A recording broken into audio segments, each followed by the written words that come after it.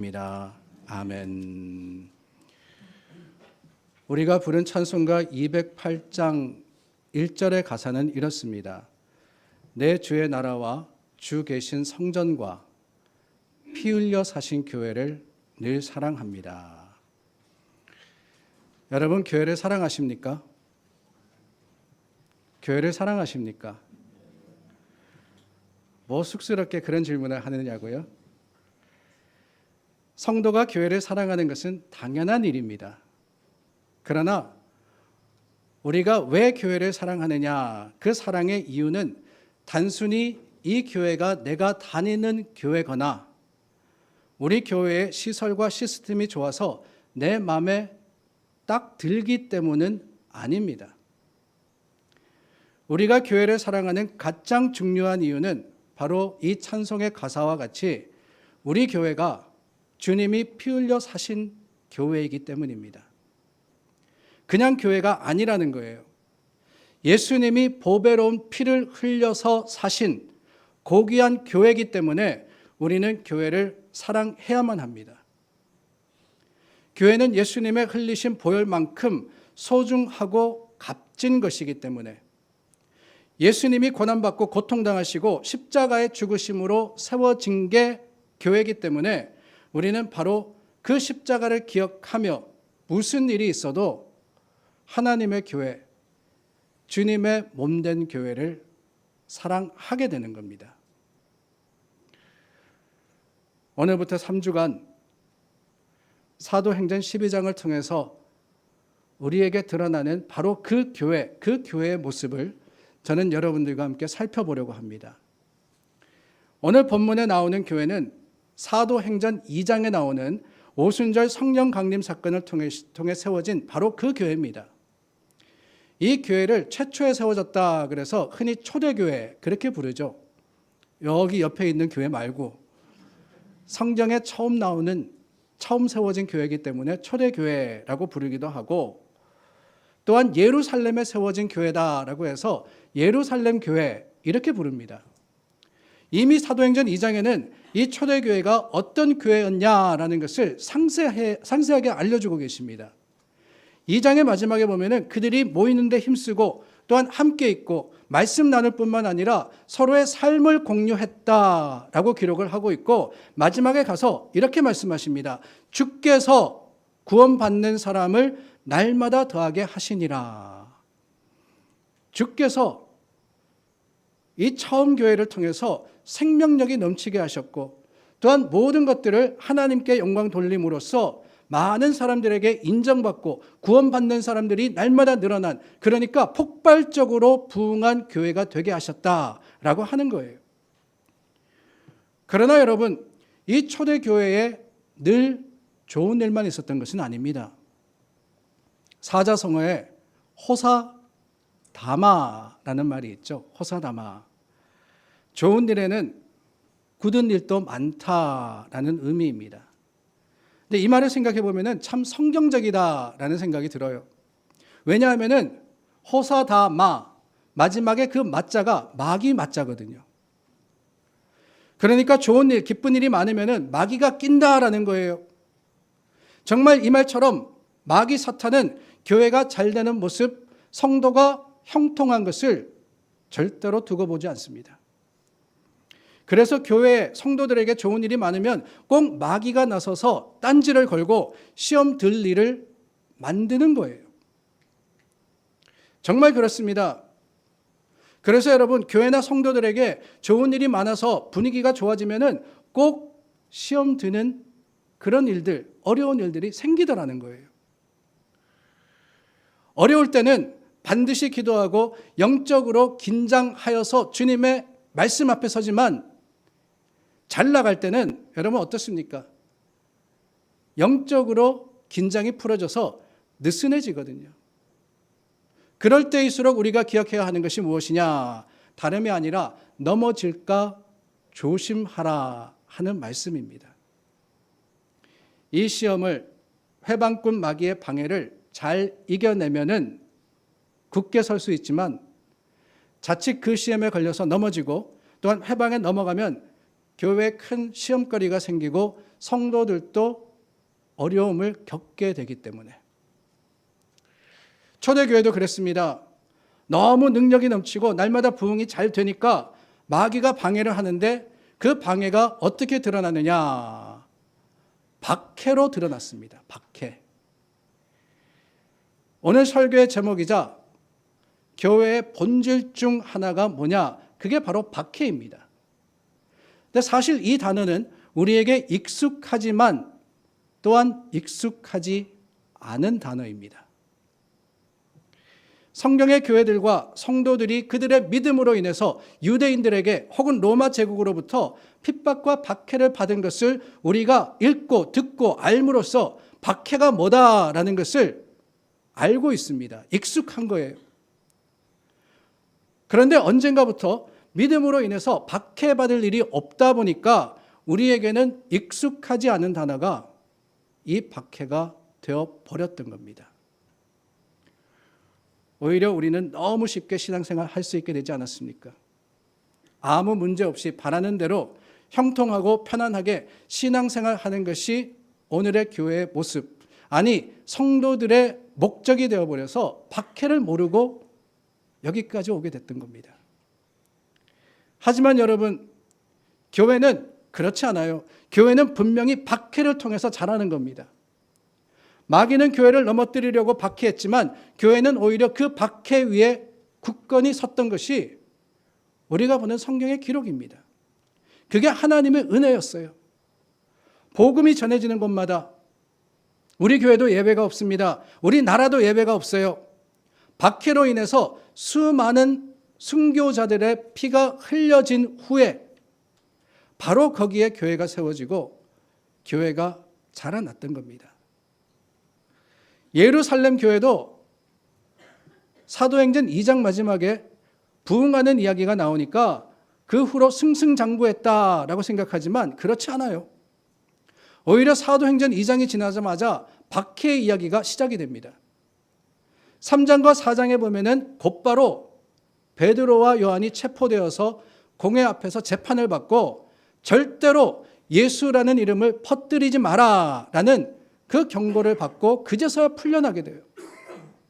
7장에 가서는 초대교회가 세운 7 집사님들 중에 스데반이 순교를 하였고, 8장은 사도 바울이 회심하기 전 아직 사울일 때 교회와 성도들을 핍박하는 장면이 기록되어 있습니다.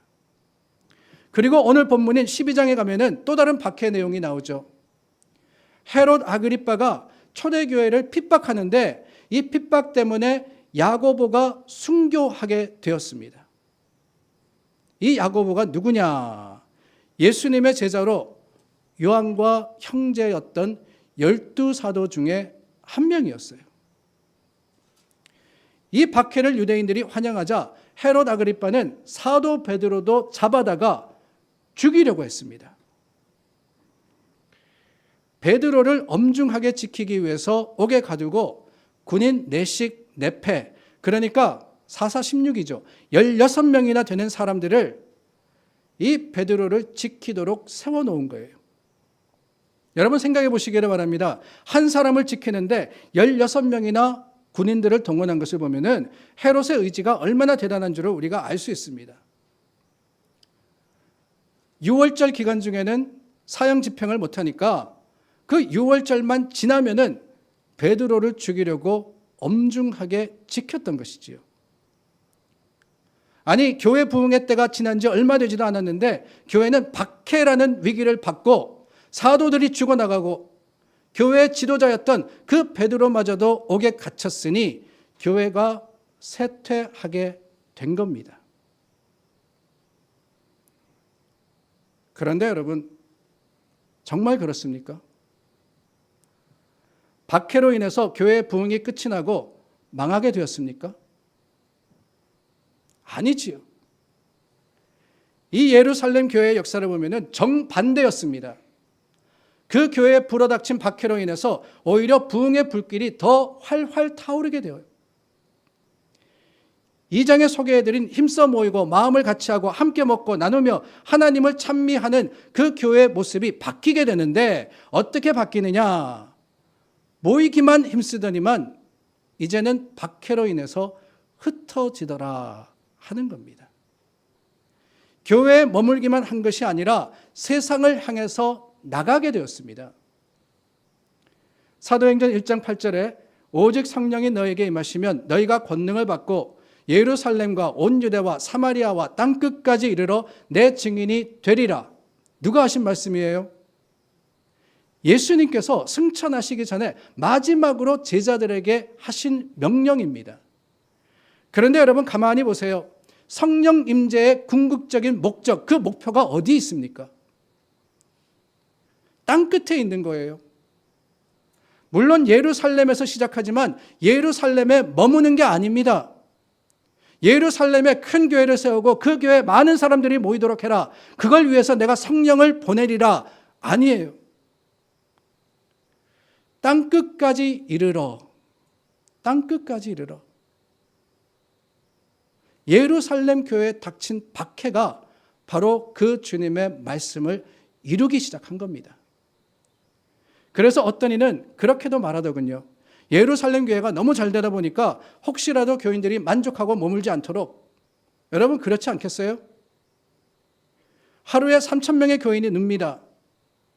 다 행복하고 만족하고 칭찬도 듣고 모든 것들이 편안한데 왜 힘들게 나가서 전도하고 선교하려고 했겠어요? 머물려고만 하는 교회를 나가게 하려고 하나님이 박해를 허락하셨다라고까지 이야기를 하는 거예요. 우리가 여기 있는 것이 좋사오니 베드로가 변화산에서 예수님의 그 달라지신 모습을 보고 너무 좋아서 너무 은혜 충만해서 그냥 거기 초막 짓고 머물자 했지만은 예수님은 뭐라고 하십니까? 산 아래 귀신 들린 아이가 있음을 아시고 그 믿음이 없고 패역한 세대를 위해서 내려가자라고 하시지 않습니까? 우리가 좋고 편안한 게 다가 아닙니다. 교회는 오히려 박해가 있어야만 한다는 것을 말씀을 통해서 깨닫게 됩니다. 그러므로 여러분, 교회다운 교회는 어떤 교회냐? 박해받는 교회, 핍박 있는 교회가 교회다운 교회예요. 예수님이 피 흘리셨기 때문에 교회가 귀한 겁니다. 예수님도 고난 받으시고 십자가에 죽으셨기에 그 은혜가 더 귀한 것처럼 왜 초대교회가 박해를 받았느냐? 다름이 아니죠. 그것은 복음 전하는 사명을 감당하다가 유대인들과 타협하지 않고 세상과 적당하게 동화되지 않아 세상이 싫어했기 때문에 그런 거예요. 하나님의 말씀이 전해지고 복음이 전파되니까 마귀가 싫어했기 때문에, 그래서 교회는 박해를 받았지만 그러면 그럴수록 더욱더 든든히 서고 힘을 얻고 세상을 이기더라라는 하는 것이 하나님의 은혜이자 복음의 놀라운 비밀입니다. 오늘날 교회가 왜 영향력을 잃어갈까요? 교회는 여전히 많은데 왜 세상, 주님을 알지 못하는 사람들의 삶을 변화시키지 못하고 오히려 세상과 닮아가고 있을까요? 여전히 교회는 많고 성도들도 많은데 말입니다. 특히 한국의 교회는 상상을 초월합니다. 여전히 가장 자랑하는 게 뭐냐? 세계 10대 교회는 다 한국 교회다. 바로 그거 아닙니까? 어떤 교회는 건물을 건축하는데 땅값만 1,000억을 썼다 그럽니다. 건축 비용이 2,000억이 들었다 그래요. 총 3,000억 원. 근데 사실은 미국에서 오래 살다 보니까 3,000억 원이 얼마나 큰 돈인지 감이 안 오더라고요. 그래서 달러로 바꿔봤습니다. 달러로 환산해 보니까 얼마냐? $220 million. 2억 2천만 불입니다.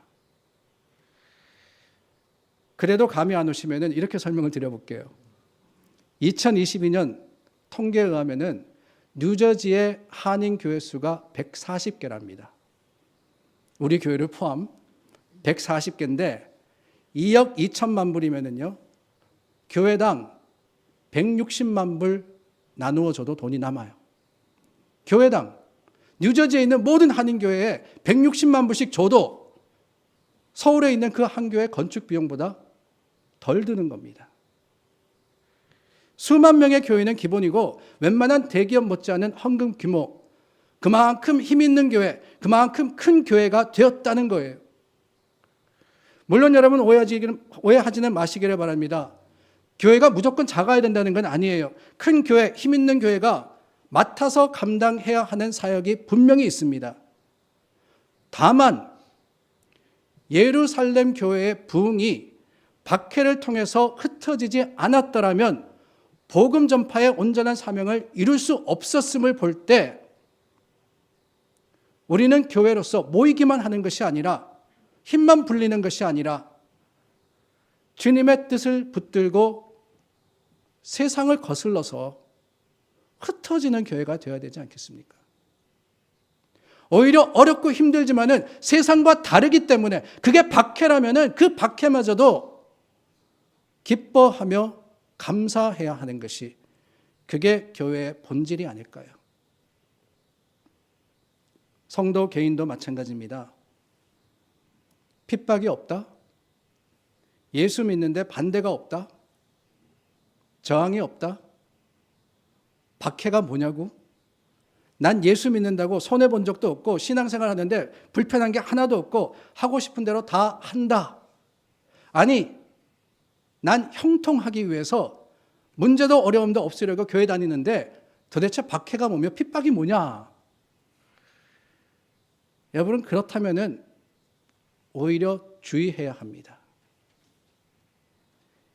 요즘은 마귀도 똑똑해져서 박해가 아니라 편안함으로 만족함으로 유혹한다 그러지 않습니까? 교회를 박해해 보니까 원했던 대로 교회가 무너지는 게 아니라 더 하나님께서 복음의 불길을 크게 하시니까 이 마귀가 깨달은 거예요. 그래서는 안 되겠구나. 오히려 아무것도 안 해도 괜찮다고. 교회 안에서 만족하면 된다고. 편안한 게 최고라고. 그렇게 생각하게 하고 나태해지게 함으로써 교회의 힘이 약해지게 하는 겁니다. 그러므로 여러분, 편안할 때 혹시라도 내가 적당히 타협하며 신앙생활 하기 때문에 내가 편안한 것이 아닌가 돌아볼 수 있는 지혜가 있어야 돼요. 예수님이 가시는 길은 십자가의 길이며 세상을 거스르는 길인데 나는 그게 아니라 세상과 함께 가며 오히려 세상에 휩쓸려서 태무심하고 있는 것이 아닌가 경계하는 것이 신앙의 지혜입니다. 박해가 교회다운 교회, 성도다운 성도를 이루는 이유는 다름이 아닙니다. 어려움이 있으면 기도하기 때문입니다. 아니, 기도할 수밖에 없기 때문입니다. 오늘 본문 5절부터 보면은 베드로가 옥에 갇히자 교회와 온 성도가 어떻게 합니까?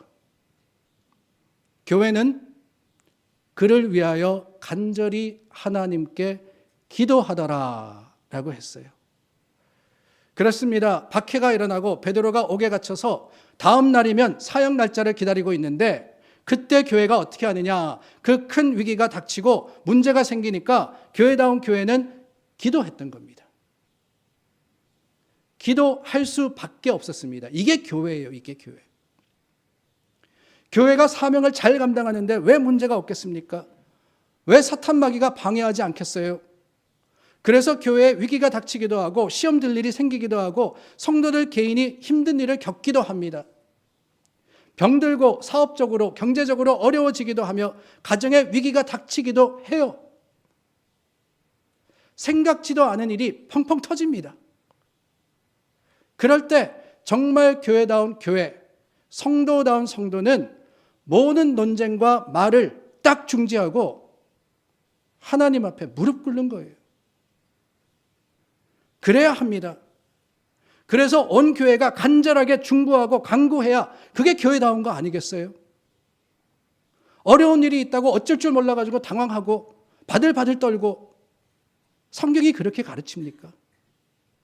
아니잖아요. 하나님 앞에 기도해야지만, 한순간도 끊이지 않고 하나님 앞에 나아가야지만 그게 교회다운 것이고 그게 성도다운 것입니다. 그런 기도가 있는 곳에 무슨 일이 벌어지는지 아세요? 오늘 6절 말씀서부터 보니까 놀라운 일이 벌어집니다. 베드로를 쇠사슬로 묶어놓고 2명이 딱 그 옆에 누워서 꼼짝 못하게 지키고 있고 많은 파수꾼들이 보초를 서고 있었어요. 그런데 주의 사자가 나타나서 베드로를 깨우는데 보니까 이미 쇠사슬이 풀려 있고 옥문이 열려 있습니다. 그 천사의 인도를 따라서 16명이라 그랬잖아요. 16명의 파수꾼들이 지키고 있음에도 불구하고 감옥문을 아무런 문제가 없이 나와서 그때서야 베드로가 정신을 차리고 보니까 이 모든 일들이 하나님의 은혜였다는 거예요. 그 길로 쫓아갔습니다. 요한의 어머니 마리아의 집. 여러분, 이 집이 어떤 집인지 아십니까? 사도행전 2장에 제자들이 함께 모여서 기도하며 성령 받은 다락방 있죠. 그 다락방이 바로 이 마리아의 집 다락방이었어요. 그러니까 예루살렘 초대교회가 시작된 곳이 바로 그곳이다라고 할 수 있습니다. 거기로 쫓아갔더니만 베드로가 무슨 모습을 보게 되느냐. 여러 사람들이 모여서 자기를 위해서 중보기도하고 있는 거예요. 그때 깨닫습니다. 아, 이 모든 일들이 바로 기도로 인함이구나. 오늘날도 마찬가지입니다. 교회는 기도해야 합니다. 그래서 기도의 능력으로 기적을 일으켜야 합니다.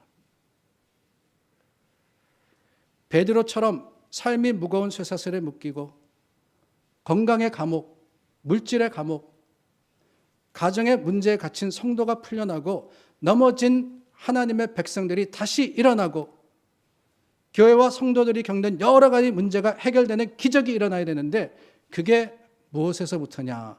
기도에서부터라는 거예요. 사랑하는 여러분, 우리 머릿돌 교회가 교회다운 교회가 되기를 원합니다. 교회와 성도의 본질과 그 모습을 회복하고 고집스럽게 지키기를 원합니다. 성도가 많이 모이는 큰 교회라 해서 다 교회다운 교회는 아닙니다. 좋은 건물이나 시설을 가진 교회라고 해서 다 교회다운 교회도 아니에요.